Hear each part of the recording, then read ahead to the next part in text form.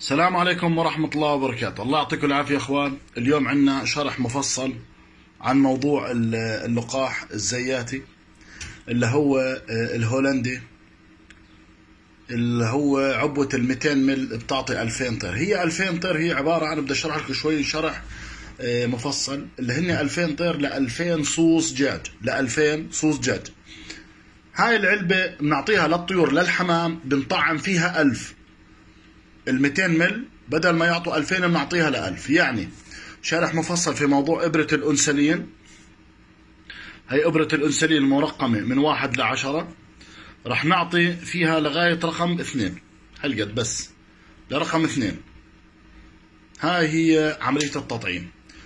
وهاي المطعوم حاليا اللي موجود كله بالسوق لغاية تاريخ 24 بشهر 2 بتنتهي. يا اخوان في ملاحظة كثير انا شباب اتداولوها، موضوع التبريد او موضوع العلبة كيف نحفظها.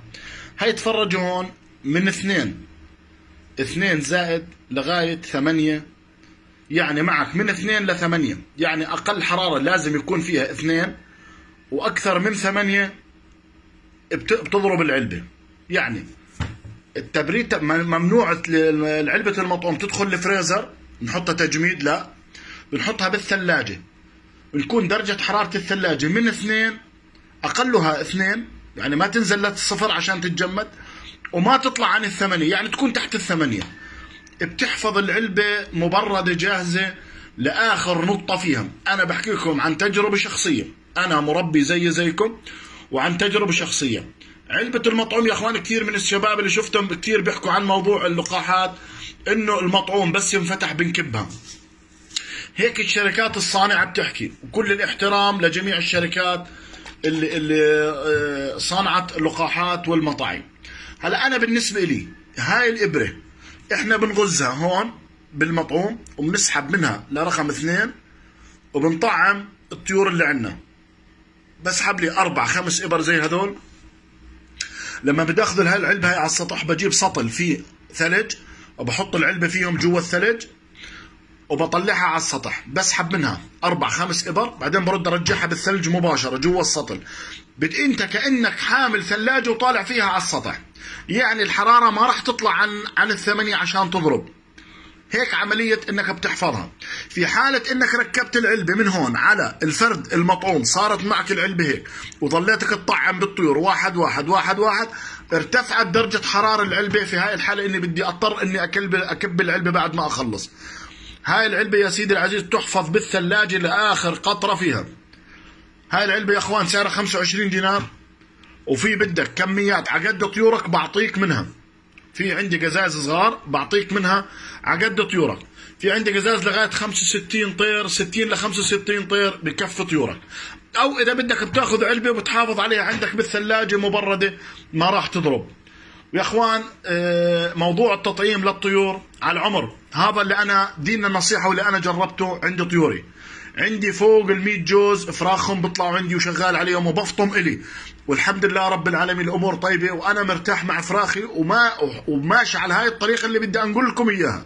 انا بحكي يا اخوان عن تجربه شخصيه، ما الي الناس شو بتحكي، ما الي الشركات الصانعه تبعت اللقاحات شو بتقول. انا بقول لكم عن تجربتي الشخصيه، والحمد لله رب العالمين مشاكل في الافراخ ما عندي. هاي الابره زي ما انتم شايفين لرقم 2 على العمر 14-15 يوم اول مره. هاي الجرعه الاولى للمطعوم. الجرعه الثانيه اول ما افطم الفراخ من عندها ليها، برجع بعيد كمان مره المطعوم، كمان لرقم 2 اول ما افطمهم، وعلى بواقي 5 برجع بعطيهم كمان مره الدفعه الثالثه، التطعيم الثالثي. فرخ بياخذ 3 مطاعيم، 3 جرعات عبين ما يعني يخلص مرحله ال6 شهور اللي عندي، ويصير مخلف 100%. وان شاء الله الكل يستفيد من هذا الشرح المفصل، والله يعطيكم الف عافيه. احنا المطعوم يا اخوان لازم نبلش فيه من 1/3، لانه راح نبلش ننتقل من الاجواء الشتويه للاجواء الربيعيه. ففي هاي الحالات اذا ارتفعت درجه حراره الجو والفراخ مش ماخذه لقاحات مطاعيم، والله بتتعب. ويا اخوان دينا النصيحه، والله ما خليت علبه مطعوم غير جربتها، والله. ودينا النصيحه والله لا الي بالشركه هاي ولا بغيرها. بس انا بقول لكم يا اخوان، غير هاي العلبه ديننا النصيحه، ركزوا شو بقول لكم، ديننا النصيحه، ما حدا يطعم. هاي انظف علبه انا لحد الان شفتها، الداخل فيها ثقيل، الماده تركيزها عالي، في الاكبر منها، هاي ال 200 مل، في الاكبر منها ال 500.